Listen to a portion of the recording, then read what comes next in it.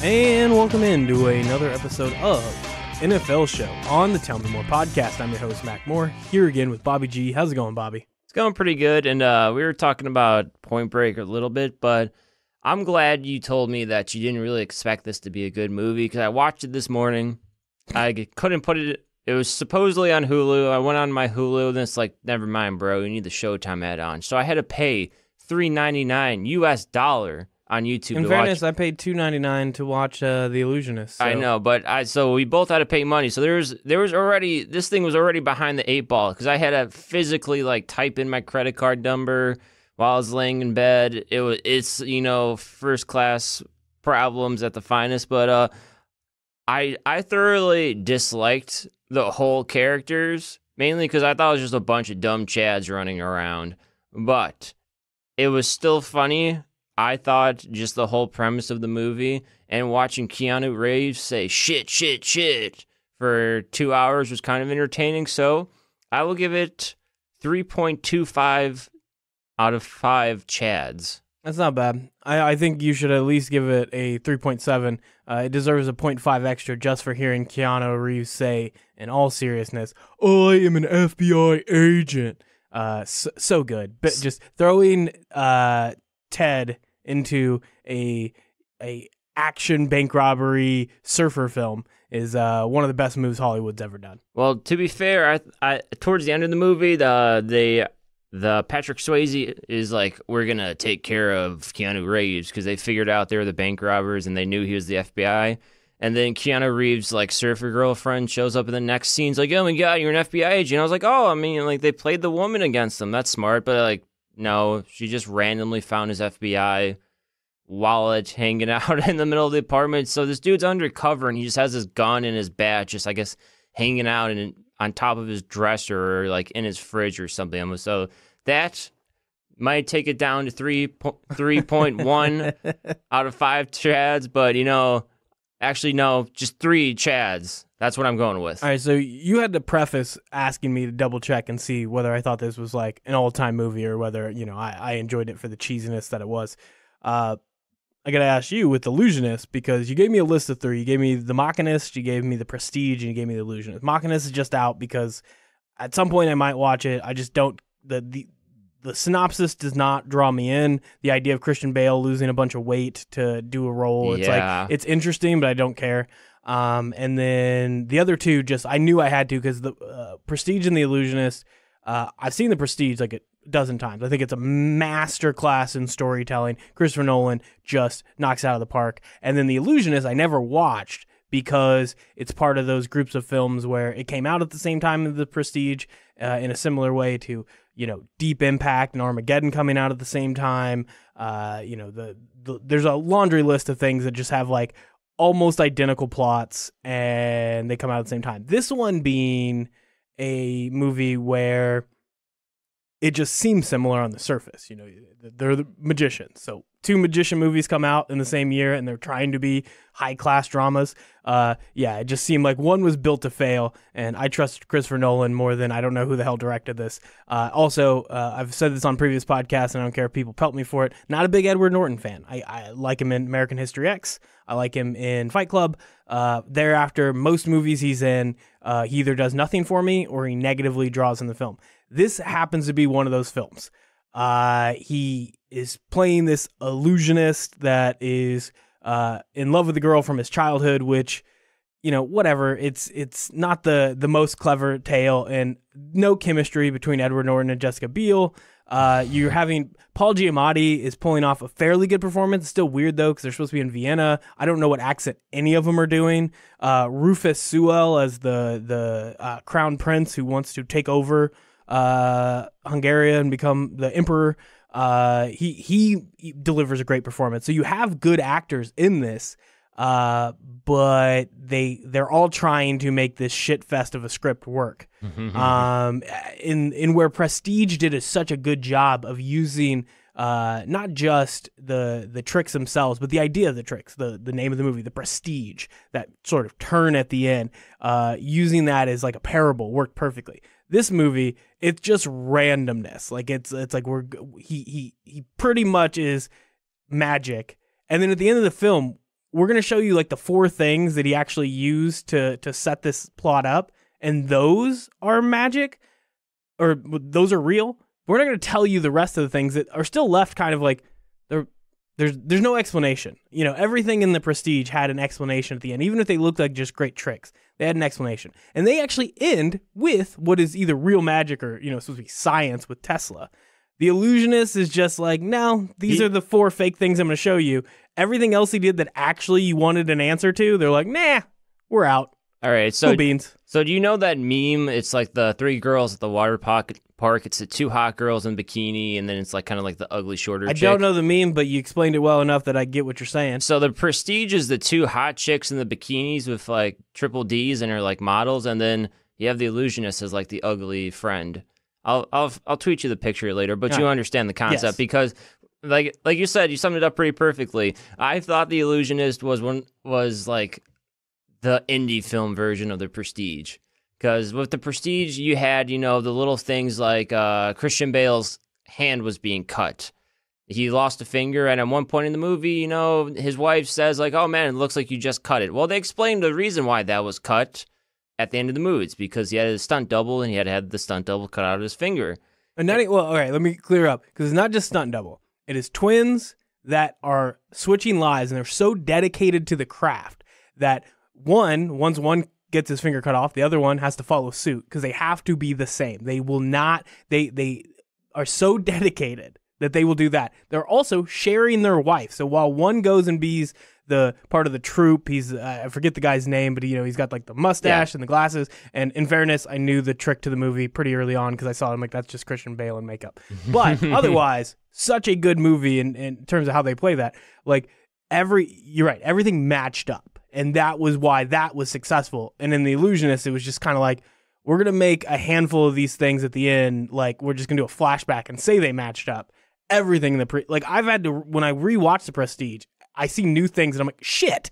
You notice all these little bits. Perfectly planned. Illusionist is like the lazy version of it. Yeah, The Illusionist is like, all right, the reason the prince's jewel was in the murder scene is because Norton lifted it when he touched his sword. All right, like they connected that. And it's like, all right, how is he getting like a ghostly image of Jessica Biel on the stage? Like, anyone? Well, she's alive, so that's why she exists, but still doesn't explain the technology behind it. And like, you even have the moment where they like, oh, he could have done it this way, and it's like, you mean have this large, giant, loud projector involved? It's like, especially in that time, you hear the. Yeah, no, it's going. You can barely hear Paul Giamatti say, sure, I guess that's one way to do it. Yeah, no, everything about it was just so lazy. And it wasn't even like, there were movies that are so grand, you know, if we're going to like talk positive about Christopher Nolan, we talk negative, like you can go through the Batman trilogy and find so many things. You're like, this is just dumb. You just did this so that you could get to the next part of the story that you wrote. Right, like the cops getting caught underground in the, you know, to search for like stupid shit. The biggest one is Batman surviving a nuclear blast where he got like an extra 2 seconds ahead of everyone else. Yeah, that's the very end, but there were more before that. There were a lot of fucking problems. My point being though that you're willing to sacrifice that because at least he was going for something grand. This one is a very like B budget like story that they didn't even try to spice up in any great way. There's, I would have wished they would have made it like bad enough that they tried to do something grand and failed. This is just really lazy, and I'm surprised that they got Edward Norton, Paul Giamatti, and Rufus Sewell to all agree to do this shit fest. Very crazy to me. So we're 10 minutes in on movies. I'll give you the last word since you had The Illusionist. I assume you put that on there. This was a test, and you wanted to have one bad movie on that list. So any last thoughts before we get in and talk about the NFL? What's the rating out of 5 orange tree plants? It gets like a 2 just because there were moments where the actors were successful, but the rest of it is shit. All right, that's all we need, and you will get your next movie. Actually, have you? Oh, there was a. Have you seen The Usual Suspects? Yes. All right. You brought that up last one. Okay. Yeah, seen it. Have you seen Rounders? Because that's an Edward Norton movie that I saw on Netflix for free. Yeah, I'll watch Rounders. That's one that's been on my list. The Ringer staff always talks about it, so I always feel out of the loop whenever I'm listening to their podcast. Actually, because Bill Simmons is a big Rounders fan. Actually, no, we're gonna cut that. Have you seen Have you seen Spotlight? Yeah. Okay, never mind. We're going back to Rounders. I've seen a lot of movies, Bobby. Like, it's my bigger passion. I don't know if anybody noticed, but there's a reason my NFL takes suck. It's because every time I think I'm going to watch game film, I watch actual films. So we are going to talk about the NFL right now. Big week, a lot of crazy stuff, a lot of upsets, heartbreaks for myself. And then obviously we have some news that is, connected to football, but is not part of the weekly stuff. Colin Kaepernick, we're going to get to that at some point in the show. But I think we'll just start out and we're going to talk about some of the different games that happened on Sunday. Obviously, upsets when you talk about my Chiefs losing to the Titans in the most Chiefs way possible. I don't think, even for Andy Reid, I think the end of that game was super extraordinary for how it ended. But before we get into any of the games, I want to bring up the obvious elephant in the room because you were a Dak Prescott stan account. You went overboard with the memes, I don't think I went overboard. I have 80,000 Twitter impressions from just one day. Yes, but you went overboard with the That's memes. Called success, Bobby. I know you got all the clout right now, but something drastic happened.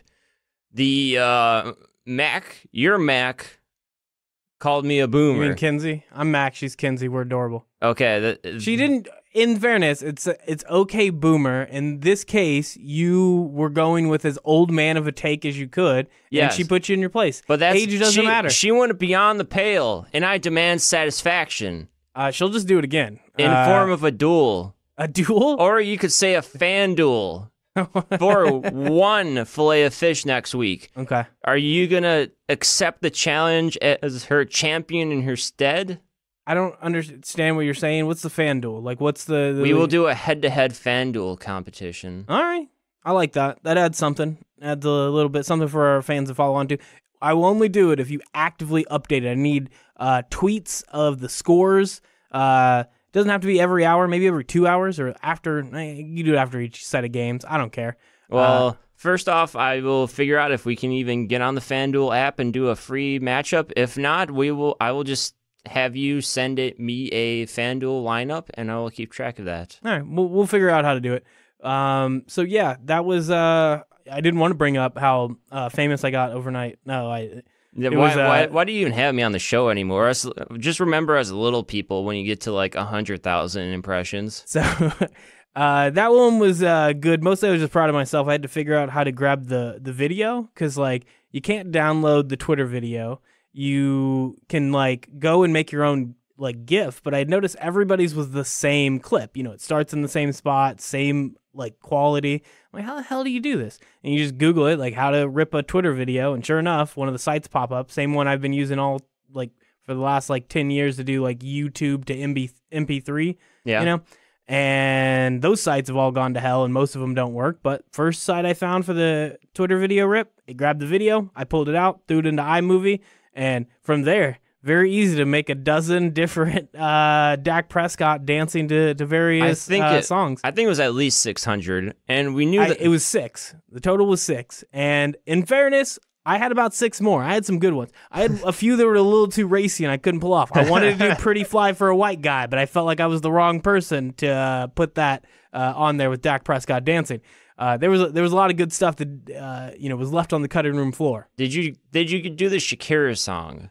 No, that was one so there were ones already coming through, and I'm not gonna like waste my time to make one that somebody already did. It also just seemed like the most obvious one, so I was trying to go a little bit deeper, trying to make it a little bit better. I started out just the Alanis Morissette one, which it in the end only got like 36 likes, but it was still my favorite just because lining up Dak Prescott going to Alanis Morissette like that's a good time. That just made me laugh. It didn't need to make other people think it was funny and to engage with it on Twitter. But I thought it was good. Most of the ideas were Kinsey. She was just nailing it. She's much better at finding which part of the song. Like I was just going to start with intros to a bunch of stuff. She's like, no. She found the exact moment that the right words fit with what's going on. And yeah, the salt and pepper shoop.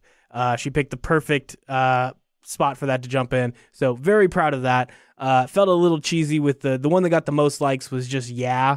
You get a little John in there, and people are just liking it all day, and it's the least creative of all the ones I put on there. See, if you really wanted to sell out, you would have did what's that? Japanese, Chinese, BTS, the K-pop group. Yeah, I have no idea. Okay, yeah. Every time I see like a tweet that has like 10,000 likes, it's just a random picture. Of some...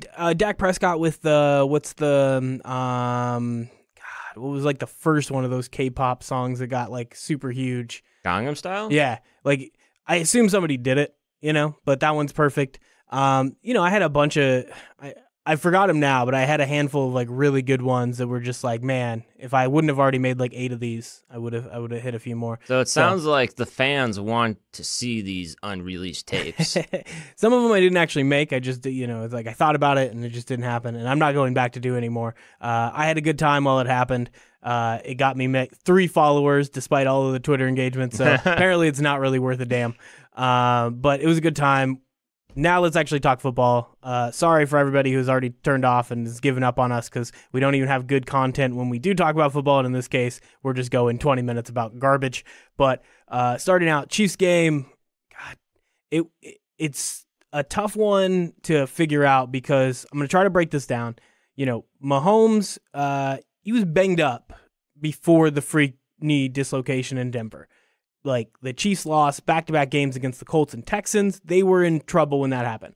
All of a sudden, you insert Matt Moore, and they finished off the Broncos. They nearly beat the Packers, and they took down the Vikings. So going 2-1 in that stretch was pretty remarkable, and somehow Matt Moore is playing out of his mind, and that was actually less surprising than the fact that the defense finally started showing up.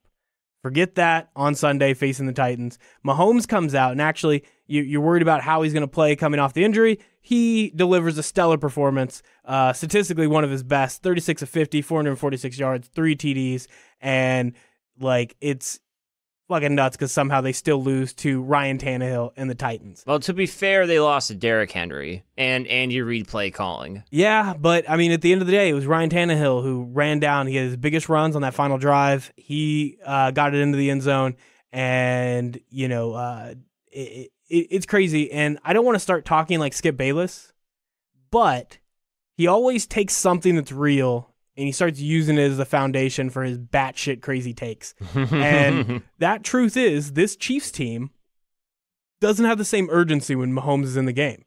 This defense told on themselves with how good they played in those other 3 games. And, just like Chiefs fans, that defense trusts in Mahomes just a little too damn much.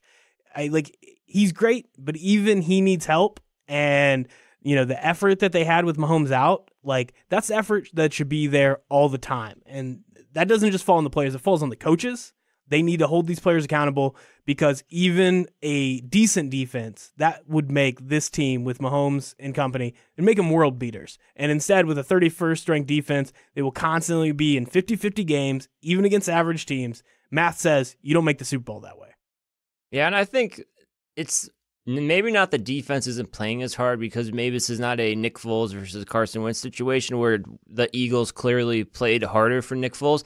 I think that when Patrick Mahomes is on the field, the opposing teams have to run the ball so much more, and that tires down this defense that's already terrible. So when it comes to the fourth quarter where they need those stops against, Ryan Tannehill, who on that last drive in the 2-point conversion absolutely just ran through the Chiefs defense and I believe trucked a defender and carried him for 2 or 3 yards. That's pretty embarrassing. But, I mean, are we really going to worry about this defense yet again? I think you have to. At 6-4, if the Colts are healthy, the Texans are an issue for the second seed, all of a sudden, the Raiders actually look like a threat for the AFC West just based off how terribly this defense is playing. We know what Mahomes can do, obviously. I don't even think this defense could stop Josh Jacobs and Derek Carr at this point. Yeah, and once again, it's if they can find a way to play like they did those 3 games with Mahomes out. If you're right, and part of it is just the way teams try to combat Mahomes via their offense, that could be part of it. Mahomes, just the way that he scores so fast, gets the defense out there faster. These are all factors. But at the end of the day, when Mahomes puts up that much, when you score 30 plus, and you're still able to be beat by a Titans team, that's a problem. Also, you add in the special teams, which is never an issue. David Taub is one of the best special teams coordinators in the league. Generally, the Chiefs are one of the best. Of all of their problems, special teams is not it. And in this game, they were awful. That was a huge factor in them losing not just the 2 field goals at the end, but you got Mecole Hardman calling a fair catch at the 2-yard line, like something that just should never, ever happen. Well, I mean, we have to talk about the biggest, special teams blunder that I ever seen was on that field goal at the end, where it was going to make it a point game. They snapped the ball too early, and Colquitt, instead of just eating it, shit his pants a little bit, threw the ball away, and got a 15-yard intentional grounding. I think in the moment, I try to defend Colquitt because it's the long snapper's fault, and when you're a punter and you just got the ball and you fell on your ass, and you're gonna do something stupid, And just stay on your ass at that point. Probably, but you think that there's a benefit to throwing the ball away, to not losing 15 yards. And yeah, you got to know that if you just throw it randomly out of bounds, that's intentional grounding. But in the moment, you're not prepared for that. I'm not going to, it was the worst possible reaction, but it's also not something that's how did this happen? Well, it happened because he's a punter and he should have never been put in that situation that way. I think even bigger is just that it was so many special teams miscues. And, you get to the final one, you get the field goal blocked. And, it was just it was a comedy of errors at that point. And I just we've never seen that from this Chiefs special teams. So hopefully they get that fixed. And with, that margin of error, defense couldn't possibly play worse than they just did. So you get that going. And if Mahomes is playing the way he's playing, I don't think the Raiders are the fear. But when you're talking about how you compete with the other top teams in the AFC, there are a lot of problems they need to fix if they truly expect to be a Super Bowl caliber team. One that did prove themselves to be in that air, the Ravens with Lamar Jackson just destroying, getting himself clearly one of the front runners in the MVP race. He captured everybody's attention with runs like that spin move touchdown, but he's also had 2 of the best games of 2019 based on QBR. It's rare to see a guy like Lamar Jackson that he's a Heisman winner, probably should have won it twice. And he delivers in the NFL, up to the most extreme projections. And that's both positive and negative. We talked about this before. Last year, he played as bad as the haters would have suggested he would play when he got drafted. This year, he's playing up to what the people said. This is a rare talent. You should, get him, build something around him. You can do great things. Ravens decided to do that this year.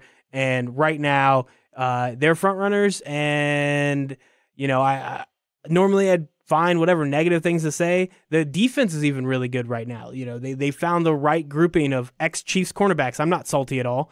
And how do you think the Rams feel now that they got rid of Marcus Peters and all of a sudden he's an All-Pro again? Well, I mean, I think they all knew. I mean, that's one of those ones where people will try to peg it as, oh, look at you messed up. They messed up in getting him in the first place. I mean, I know that it's still a bad Chiefs trade in terms of the value they got out of him, but it was also a bad trade for the Rams because they knew they weren't going to play Marcus Peters in the style of offense that works for him. They're not going to let him do what he does best, which isn't be a lockdown cover corner. It's being the type of guy who will take chances, will get you pick sixes, and he's got a lot of them this year, and that sort of turnover machine is more his game.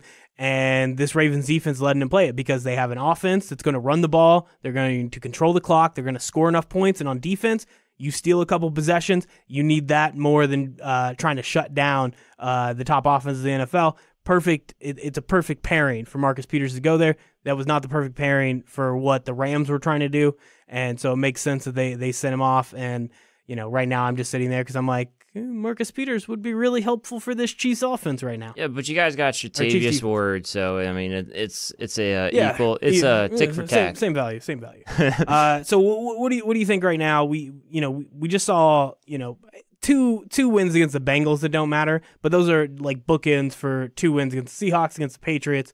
Are the Ravens right now the best team in the AFC, or is it still we just think the Patriots took a step back because they lost to the Ravens and then they had a bye week. So now we're just kind of like, let's just make up new power rankings. Let's move the Patriots down to like 4 in the AFC. See, last time I tried to jump on this Ravens and Lamar Jackson bandwagon, they absolutely played down to the Steelers and the Bengals and looked terrible for like 4 games. So, sorry, Ravens. I tried you guys once. I'm going to have to wait for you to get that number 1 seed for you to say you're the best team in the AFC. I think they're currently playing the best, but like I said, I hopped on that bandwagon early in the season. I made myself look bad. I refuse to be positive about a team until they absolutely dominate the NFL. So I'm going to say they're probably going to be there, just not yet. All right, so I've decided to stop talking about crappy games. So we're just going to go. We do have to throw in a new segment. I was forced to bet on this game because the line was too good, and I had to bet on the Bears, and I bet on Mitchell Trubisky. So this is officially Trubisky watch. You got outdueled by Jeff Driscoll. You somehow won that game. Mitch Trubisky, you, like kickers, should not be in the NFL. We can move on now. All right, fair enough. Let's talk about. I got to watch some of that Packers Panthers game. 24-16 win for the Packers. Right now, you have a Packers defense that is playing pretty well. I wouldn't necessarily put them as an elite defense like, say, the Patriots or the 49ers, but they're pretty good, better than we've seen through most of Aaron Rodgers' career in Green Bay. On the offensive side of the ball, they're not playing the way that we normally expect from the Packers, with Aaron Rodgers just sitting back there throwing it 40 times and winning and losing based off of his arm. It's because I drafted you, Aaron Jones. That must be it. I'm just saying. I knew what was coming, man. I knew this was coming. Aaron Jones is now the focal point of the Packers offense because I drafted him for your fantasy football team. Must be it. The only explanation. So right now, I mean, it's Aaron Jones' offense, and when Aaron Rodgers needs to turn it on, he can, and he has, and that makes the Packers seem to be a very scary team. 8-2, getting a good win against the Panthers. The problem being it's figuring out where the Panthers are when they're a 5-4 team that Kyle Allen is the quarterback, and we kind of gone back and forth on whether we think he's completely displaced Cam Newton as the starter of the Panthers when he returns from injury. I think we could say after that drive at the end of the game where they probably should have got a touchdown, it was just the replay angles kind of screwed them a little bit. I think this game cements Kyle Allen as the Panthers starter in the future, and welcome to Chicago, Cam Newton. Yeah, I think, before now, people might have accused you for a hot take. It seems a lot of people are saying, a lot of people are looking at it. And just the idea that maybe, Cam Newton just needs a new place to go. He needs new scenery. He needs to try something different. Panthers have found a guy, at the very least, we know the benefit of having a guy, if he's playing above his contract as a rookie, whatever the salaries are that works out for you, like, it's hard to turn that down. It's hard to be like, oh, let's go back to the guy who's, a $30 million guy who's playing, like a $10 million guy. Why don't we give the guy who maybe is playing like a $10 million guy and we're not paying him shit?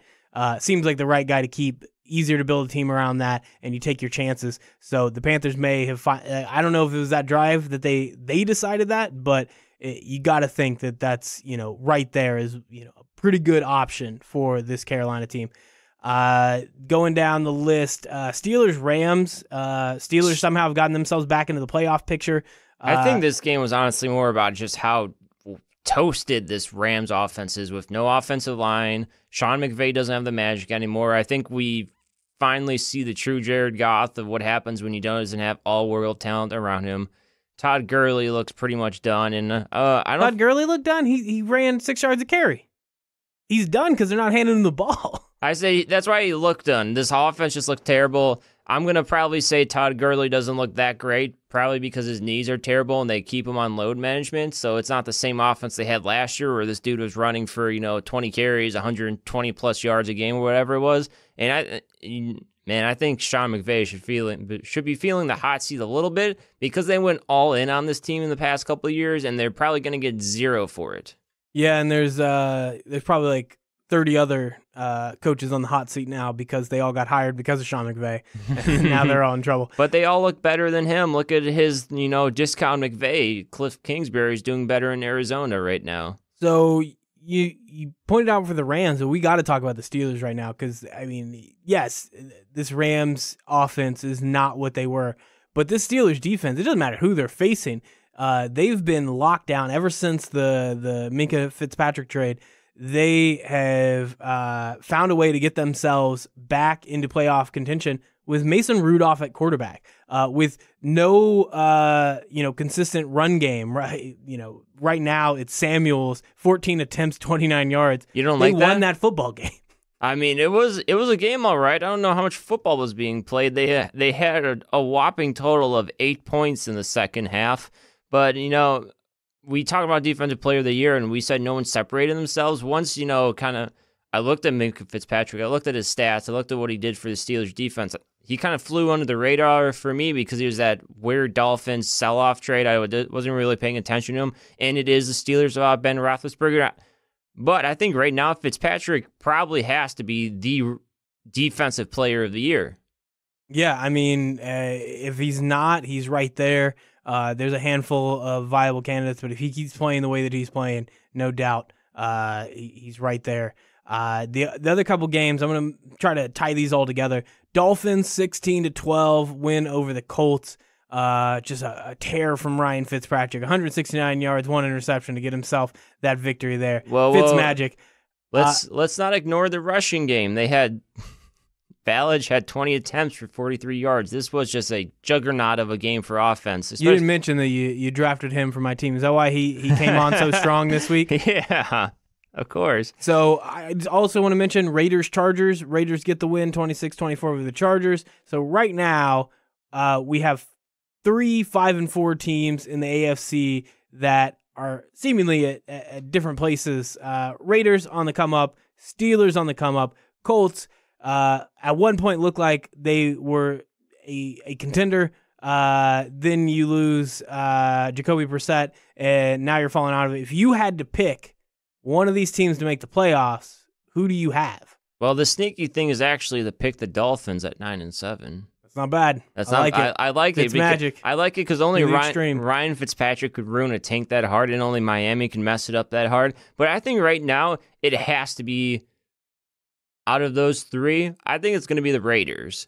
Because Derek Carr is playing out of his mind in this John Gruden offense. The team's gelling a little bit. They are buying into the system. We kind of clowned on John Gruden and Mike Mayock as a coach-GM combo. They didn't look like they were going to gel really well in Hard Knocks, but right now it's just working. I mean, they beat the Chargers by 2. You could take that probably with a grain of salt because it is Phillip Rivers and the Chargers. Instead of them missing a field goal at the end of the game, Phillip Rivers just decided to save everyone the heartache and just throw a pick at the end to seal it. So, I'll buy into the Raiders. Why not? I won't buy into the Ravens, but sure, let's buy into John Gruden and the Raiders. Yeah, I mean, I feel like I have to go with the Steelers just because they're the only one with something that's dominant. That defense is dominant right now. And, yeah, you're going to have to rely on Mason Rudolph. And then, with how average the rushing attack has been even over those wins, it's hard to imagine that being a team that can make a deep run. But to make a playoff run in this AFC that is just full of mediocre teams, we haven't even talked about the Buffalo Bills and their potential to plummet from their 6-2 start. I mean, they did just lose to the Browns. Yeah, we're gonna talk about that in a second. Steelers with at least that dominant defense, I know I can trust them. The Raiders, I know they have multiple games against the Chiefs, so those are unless the Chiefs are even worse off than I'm thinking right now, those are most likely losses for the Raiders. So just in terms of schedule, I think the Steelers can put it together enough to just keep winning games against average teams, just making it where those teams beat themselves. And I'm probably going to go with the Steelers on this one. In terms of the Bills, which team are you taking more away from this game? Is it more of a positive sign that the Browns figured enough out to beat a team that has only lost 2 games at that point in the year, or is it more about the Buffalo Bills being exactly who we thought they were? I would say this was a impressive victory for the Browns, but then again, we have to remember the Browns had first and goal or some form of end goal. Was it 6 or 8 times in a row, and they failed on 8 straight attempts to not get a touchdown. So I think it was the Bills regressing to the mean, Mac. All right. Next up, Saints getting that upset. Falcons beat them 26-9. In my opinion, I'm just going to say mine real quick. It's Matt Ryan. The idea, we get the Falcons are bad, but any given Sunday, Matt Ryan and Julio Jones can put on a clinic. It's definitely bad that they lost. So 26-9 is pretty bad. But Drew Brees, the first game back. Saints, we saw what they did. Honestly, the fact that they're 7-2 is such a miracle that I'm not going to be like, oh, maybe we were wrong about them because they lost against a team, an offense that came in, had it go in that game. Flukes happen in the NFL. I'm not taking much away from it. I'm just throwing the game away because I think it is one of those one-off games like that. It is NFL. Any given Sunday, any team can win. Any team can play really bad like the Saints just did. I'm going to throw it away.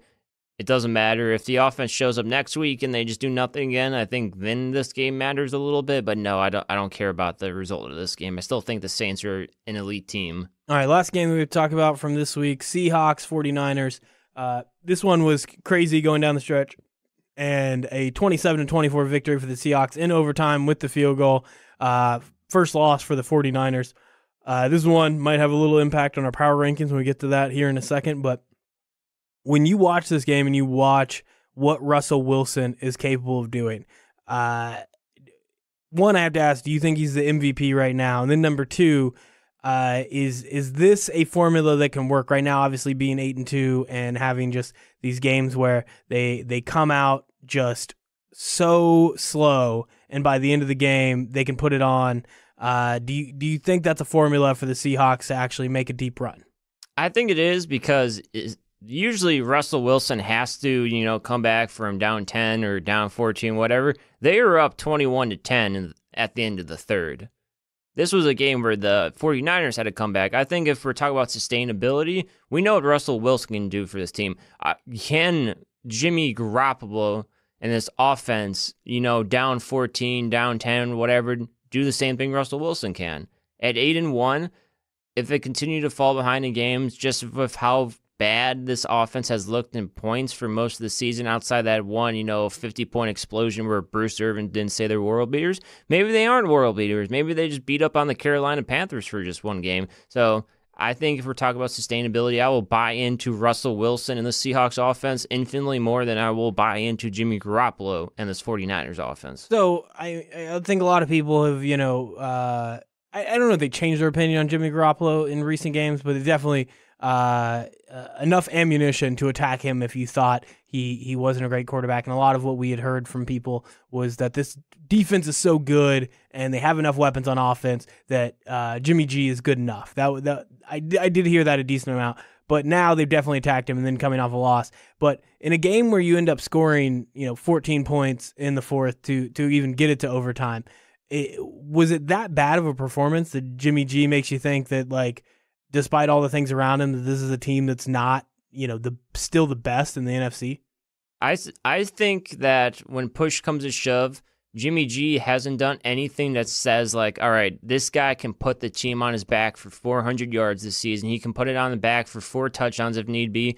Even in this game, he still had a pedestrian 250 yards, 1 touchdown, 1 interception. He hasn't had one of those games like he had in New England when he filled into Brady for those, 6 quarters or whatever it was, and he just lit up the NFL for a game and a half. And it was this was a guy who can put up points. I believe, in that half a game against the Dolphins, I want to say he threw 3 touchdowns in the first half. That's just going off the top of my head. It was 2 or 3, and he looked infinitely better than what he has in this 49ers offense, which, maybe Kyle Shanahan protecting him because they know what they can do with the defense. So maybe they're saying, all right, Jimmy, come out here, check it down. Don't do much. Don't turn the ball over. Don't lose games because this defense will help you.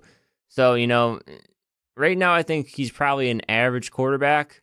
He's a lower Dak Prescott right now for what he's doing in the offense. All right, good transition, Dak Prescott. There was one more game that we should talk about. The one that gave me that great meme that increased my Twitter presence. Vikings Cowboys, a thriller. It was very fun to watch. The going down the stretch, though, Vikings end up holding off the Cowboys 28-24, and this was a game that was interesting for 2 reasons. One, the story is that Kirk Cousins can't beat teams with a winning record, especially not in prime time, and in this game he did both. But at the same time, he didn't look all that great. Dalvin Cook did a majority of the work, But, 220 yards, 2 TDs, didn't do it very efficiently, but he got the job done. And then on the other side, you have a Cowboys team that, the Vikings defense took away Ezekiel Elliott and, put the pressure on Dak Prescott. Dak Prescott performed. Dak Prescott, when you talk about, the pedestrian style effort, you try to rip down Jimmy G by bringing in Dak Prescott into the conversation. Dak Prescott looked like a top 5 quarterback in that game. That doesn't mean he is a top 5 quarterback, but 397 yards, 3 TDs, 1 interception, and some of those throws when he's throwing it to Amari Cooper on the edge, a lot of that's Amari Cooper, but even getting the ball into that position consistently throughout this game, he did everything he needed to do to win. So what's the bigger takeaway from this game? That Dak Prescott can play at that level and deliver at that level, or that Kirk Cousins, even when he's bad, has finally found that right medium to still deliver the Vikings wins, and now against a team that was above 500? I can't trust Kirk Cousins. Let's brush him to the side. I think this game highlights, even though Dak Prescott is not a $40 million quarterback, I don't think he's a $30 million quarterback. I think this game highlighted how just god-awful that Ezekiel Elliott contract looks right now, because this is clearly, Dak Prescott's offense now. Usually in games where, Ezekiel Elliott has 20 carries for 7 yards, you expect, Dak Prescott to have 150 yards because he's not going to do anything. This guy threw up 400. So at this point, not to get into a long running back debate, and we already know your opinion that running backs don't matter. Correct. But this was one that, I'm not going to put words in your mouth, but I feel like we were on pretty close to a similar opinion when we talked about it. With the way the team was built, with, everything that was going down, we thought it made much more sense for Ezekiel Elliott to get paid and Dak Prescott not to, because you could build around this running back and then you can kind of just gamble with it, find a quarterback that fits, and Dak Prescott was never going to be worth that high contract at the $30 million range. So right now, is this like just 100% proof that you should just never give the running back whatever contract? Like, however good they are, they're going to run themselves into the ground by the time they prove they're worth it, and any contract you give them will end up just being a waste of money. Is it just become in this league that 100%, no matter how good that running back is, you should probably just, cut ties with them once they get to that contract year, and, whoever you fill in will get enough of the value there. It's never worth signing them. I'd say 99.9% of the time, it's not worth giving them big elite money. And I don't think Ezekiel Elliott's poster boy for this, because I think he is worth a bunch of money, just not as much as he got at the Cowboys. I think if you want to point to a running back, like, that's the reason you don't pay. Look at David Johnson. This dude was running against the Buccaneers like he had a fridge on his back. I saw a replay of one play. He got a zone read handoff, whatever you want to call it. The dude was running in the backfield like I'd be running in the backfield, and then a little bit slower, like he had cement in his shoes. So, yeah, running backs, in my opinion, will never matter, because you can have someone like, I saw an ESPN article about one-hit wonders. You can have a Jonas Gray any day of the week. It doesn't matter. And then you could throw him away. You paid him, $200,000, whatever it was. You could have a James Conner any day of the week. You could have Jalen Samuels for the Steelers catching whatever it was a couple of weeks ago, like 13 passes out of the backfield. Look at, Le'Veon Bell and the Jets. Look at any other highly paid running back. I'll bring the list next week. They're all injured or unperforming, so there's just no reason to pay them. Running backs don't matter, and kickers shouldn't exist. Yeah, and it's so strange with somebody like David Johnson and Le'Veon Bell, because they weren't just bell cow backs. I mean, they were guys who were productive in the passing game. So you figured that could be something that long-term, was sustainable. But once they kind of lose that, value in the backfield, there are other receiving threats that are so much better. Part of the ability for them to do so well as receivers is, teams bite really hard on the play action to go after the running back. When they see that it's not a running play, they have to, just hit reverse and get back as quick as they can. And at that point, David Johnson or Le'Veon Bell slides out of the backfield. No plays open down the field. They hit him. They have so much room to work. And when you're not able to do the run side of it, once you've kind of lost that step, or, just have been keyed on well enough, whatever it is, these guys are very quickly just not worth it when, like you said, you can get an undrafted rookie. The Chiefs, a few years ago, You're moving on from Jamal Charles, and you're throwing in 2 undrafted rookies in Spencer Ware and Sharkhandrick West. Most people can't pronounce his name as he's having just tremendous performances, and that only lasted a year for both of those guys. And that's good enough. If you've done well enough, you scouted well enough to have a crop of guys that, one, are on your roster going into the season, 2, that you kind of know which guys to have on your scout team. You can have guys that fill the role well enough that they're not going to be the game changers, but the only game changers that matter are quarterbacks right now. Quarterbacks and edge rushers, only 2 positions. If we're going to boil it down, that's pretty much it. And yeah, right now, Ezekiel Elliott, that's looking like a horrendous contract and put them in a terrible spot. Those are all the games I want to talk about for this week. We can jump into. You want to do power rankings before we do the hypothetical sports bets? Yeah, we can just throw in the power rankings real quick. I don't, unless we have something too egregious, I don't think we should ever spend that much time on it, because I feel like, especially in this season, that they should be pretty similar, because it's the big boys at top, and then it's kind of like the little fish in the pond of everyone else. And that's at least my opinion. But then again, I'm going to also sneak in like the Dolphins into my top 5 one of these weeks and see if you notice. Good plan. I like that. But, I'll go first because ladies go first. So, with the 49ers losing, I'm going to put the Patriots back up top at number 1, because I am a homer, and I see they are playing the Eagles this week, so I pray to God they just beat them down like 42-0, because, I hate Philadelphia fans. But we're moving on from that before I get into a huge rant. But Philly fans are just as bad as Cowboys fans.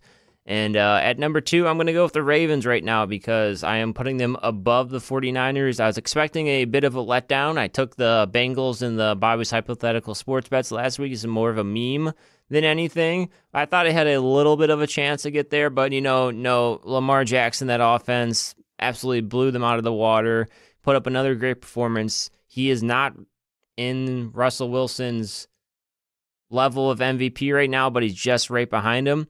At number 3, I'm going to have the 49ers. I don't think they're going to fall too much, because you saw what the Saints did against the Falcons. They died absolutely a death in that game, so I can't put the Saints over them this week. But I can put the Saints at number 4 because, why not? I still think they're fantastic. I still think they have a great defense. I'm going to trust Breeze and Kamara to get back going this week. I was just expecting that to be one of those blow-off games where they just have a bad performance, whatever you want to call it, and it doesn't really matter. Then at number 5, I'm going to throw in the Vikings at number 5, because why not? I gotta curse Kirk Cousins a little bit, so let's put him in at number 5. Throwaway pick. Number 1, I'm just going to go with the Patriots. I feel like you said previously, the Ravens loss wasn't that big of a deal, and the week off, I think now we're just kind of like, who's still the top team? We haven't seen the Patriots win in 2 weeks. Isn't that crazy? I do want to. You brought that up, and I thought this was a funny stat. For whatever reason, this is like dumb stat of the week. People are saying like, oh, the Dolphins are playing better in the Patriots in November. They have 2 wins, and the Patriots only have 1 or 0 rather. I'm like, Patriots only played 1 game. I mean, yeah, it's stupid. Right now, Seahawks number 2. I know that's pretty crazy, but I think with the way they beat the 49ers, the way that they've looked in so many games, have been able to find a way to win. I easily could be a house of cards, but right now they pull it off so often that I'm going to give them the nod. And I know that it probably should be the Ravens. The Ravens are doing so good. I'm going to put them at 3. I think that Patriots was a big win. The Seahawks, they beat them, so somehow they're behind my 2 top teams. I think that the resume speaks really well, and like you brought up earlier, the Ravens had those games early in the season where they played poorly. Maybe they got over that, maybe they figured it out, and so now they are just the elite of the NFL. But I want to give it a few more weeks and see what's up. 49ers, I dropped them to 4 for similar reasons that when I had them at 1 last week. Put them there because they were undefeated. Now that they lost that undefeated label, we know we have a bunch of games against really bad teams, their marquee win being against the Panthers, and then you have the Seahawks coming in. And while it was close, don't think the 49ers should drop that far. Like, it shouldn't be a 3 team drop from losing to the Seahawks. It's mostly that I didn't really want them at number 1 to begin with. And then number 5, it probably is the Saints. I don't want to take too much from losing to the Falcons, But that's another team that, as you're making that transition, you're maybe losing the mojo trying to get Drew Brees back in. I expect them to be back in the top 5 and stay in the top 5 for the rest of the year. But for right now, I'm going to go the Packers. Ooh. They look really good right now, and I think with the way that team is built, until I see some bigger flaw, they're probably the team with the least problems. Maybe not the best team right now, but they're just, you got the passing game when you need it.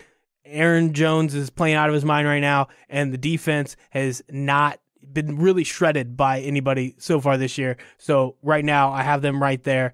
It's a little questionable, but that's my 5. All right, I like it. And is it time for the most monotone minutes of your life? Oh, yes, it is. Okay, it's Bobby's hypothetical sports bets. Bobby's hypothetical sports bets. Yeah, that's too much energy for this segment, but I would like to update the past 3 weeks in my personal sports betting, my personal hypothetical sports betting, of course, naturally. I am up $900 US, and I may have put like $400 on the Bears because Stafford was out, so that skewed my winnings from last week. I was up $200 from last week, but we're moving on. I believe I am up $9 for the season. My Word document finally gave out, so it had to revert to an older one from our picks from 2 weeks ago. So I will have to go back and check last week's picks to make sure. So we're going to say it's a tentative $9 lead for me. That doesn't matter, though, because, Mac, we got an exciting Thursday night game. For some ungodly reason, the Browns are favored against the Steelers in Cleveland. You have the Browns -3. Who do you have, Mac? I take the Steelers. Okay, I figured that one was a no-doubter. So we're just we're gonna move on. I wanted to take this Cowboys-Lions game, but ESPN doesn't have a line on it. Ooh. I don't know why. So I think it's because Stafford may or may not play. Yeah, but I thought there was a official line. You know, and I'm not gonna. I have a. I thought it was Cowboys -5 based on the CBS line I'm seeing right now, but okay. The line I saw was Cowboys -3.5. So we're gonna wait till Saturday, and I'll tweet at you with the line for a little bonus bet. But since I am a masochist, I see a nice little sexy bet. We have the Bills at the Dolphins. The Bills are -6.5. I want to go with the Dolphins. cheeky. Don't laugh. Respect the bet. I said it's the beginning of the 9-7 run where the Miami Dolphins win the AFC East, because why not? Did you know that Ryan Fitzpatrick has thrown 8 interceptions this year? Is that good or bad for him? Well, he hasn't played enough to have thrown 8 interceptions. He's 8 touchdowns, 8 interceptions. He like had to make up for the fact that he hadn't played before that. So he's just like, we're running, we're gunning. That's the only way I know how to play football. I mean, that sounds like a very Ryan Fitzpatrick stat to me. And we have another man. I feel like the NFL this year has just had some really bad games. Like 80% of their games are awful on paper every week all of a sudden. But that doesn't matter for us because we love shitty games on this segment. You have the New York Jets against the Washington. We can't say their names. We can't say their names are -2.5 in Washington. Who do you have? I'll take the Jets. Oh, I like it. I was going to give you the over-under, but we have to save that for later because it gets even worse. We have the Bengals at the Raiders. You have the Raiders -10.5. And you know what? I'm going to take the Raiders. I'm going to eat the points on this one because I think the Raiders, this is the beginning of their run to the AFC West title along with the Dolphins as a title holder. No reason to put money on the Bengals until AJ Green suits up, and it looks like they're probably just not going to do that this year. Yeah, which ruins my super fantasy football picks where I got AJ Green for nothing. It seemed so good at the beginning, but once he delivers nothing, it'll just be a wasted draft pick. Once they bench Andy Dalton, he's like, "Oh yeah, my hamstring's a little tight again, guys. This is weird." See, now I would have thought it was like once Andy Dalton went out, he's like, "I'm good now. I think I can play. This is going to work." You went from Andy Dalton, and you got a little bit lower Finley, so, sorry, when the right rifle's your better option, sometimes your hammy does feel a little bit worse, and you want to make that money next year. If he got traded, would he have already played a game? Probably, yeah. Yeah, he's got that. I think he's got, maybe he doesn't have the Jalen Ramsey syndrome, but I feel like he would have been a little looser before a game than he was this week. That's just me. But, Mac, For you, good sir, we have the Patriots at the hated Eagles in the Philadelphia with those shitty fans. I feel sorry for any Patriots fan that's traveling to Philadelphia. You're probably going to be doused by something. You have the Patriots minus 3.5. Take the Patriots. This is a very easy week for us to make picks. I like how decisive we are. And then, Mac, we have bonus bets for you. And since it is a Sunday night primetime game, we can't ignore it. You have the Chicago Bears with Trubisky under center against the LA Rams with Jared Goff under center. The spread's 6.5. We don't care about that because this is a Bears game. The over-under is 40.5. Who do you have? Or what do you have, rather, for the points? And I'd like a score prediction, too. Give me 1 second. God, this is... Trying to look up the last couple games, figure out some averages. It's not good for the offenses. Yeah, I'm gonna go the under. And what do you think the score is gonna be? I'll throw in $5 if you get the score right, just for bonus. I'm gonna go 23-10 Rams. Ooh, okay. It even gives me a pick. That is a potential $5 extra for free right there. And then I'll let you pick another bonus bet. You have the Chiefs at the Chargers in Mexico City. Are they going to play there?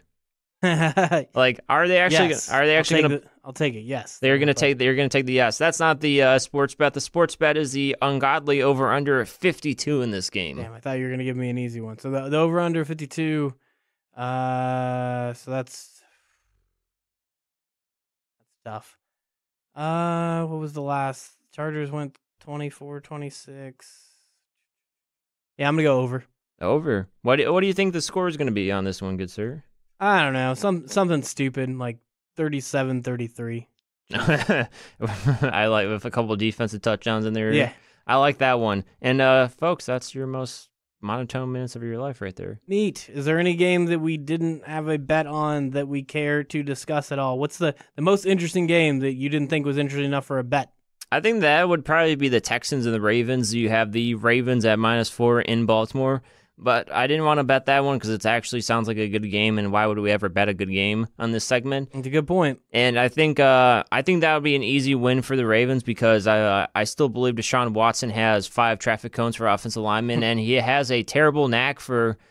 I don't know if he refuses to get out of the pocket, if he doesn't like to get out of the pocket for some reason, or he just doesn't have that clock in his head. He takes a bunch of silly sacks for me. So I think that's going to be a great game. But other than that, you have, games like the Saints and the Bucks, the Vikings and the Broncos. You got the Jags and the Colts. We talked about the Cowboys and Lions. It's a symptom of, in my personal belief, a symptom of this NFL year where there's so many middling teams. Most of the games are going to be bad. So, that's just me, though. Yeah, and I agree with the Texans-Ravens pick is the most interesting. That might just be one of the most interesting of the week, seeing what the Texans can do, if the Ravens can keep getting those marquee wins against top teams, and just, if they can get the win, how do they look in the win? How do they look? Last time Lamar Jackson went up against a offensive juggernaut, facing the Chiefs, that was they lost that game, and now Deshaun Watson and the Texans pretty close to that. So we'll see when you're playing a little bit different. As good as Lamar Jackson's doing, I'm not going to be crazy like Clay Travis and try to say that Deshaun Watson's the better quarterback. Lamar Jackson doesn't throw it down the field, despite all stats saying that Lamar Jackson actually throws it deeper on average than Deshaun Watson. Not going to be stupid like that, but it is just a different type of team. It's a team that's going to make sure they put points on the board, and when the Ravens are not trying to milk the clock, keep the ball while also scoring, how well do they compete when it is just this epic shootout? They didn't do bad against the Chiefs, and they probably could have won that game. This Texans game will say a lot about how the Ravens can play, against all types of teams. So really excited for that. That will help. They might even get them boosted up to number 1 in next week's power rankings. Who knows?